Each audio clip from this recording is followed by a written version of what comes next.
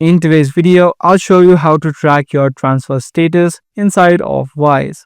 If you've made a payment or requested a payment inside of the Wise platform, you can track every step to know the status of the payment process. In order to do that, you'll need to head over to the transaction sections. Currently, I do not have any transactions inside of my Wise account, but if you do, inside of the transaction section on the home page, you can just tap on the See All option. Inside of See All, you can see all of the transactions that have been made, whether you paid or received inside of your Wise account. Just tap on a particular payment or a transfer that you're trying to track. Once you tap on a particular transfer or a transaction, you're gonna see this exact information which says update.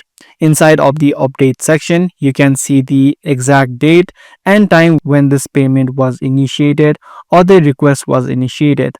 If the payment is successful, you're gonna see this timeline on the bottom and the status will say the transfer is complete. If the transfer is not yet completed, you're gonna see the exact step where the process has reached. Through the update section, you can easily check the transfer status inside of Wise.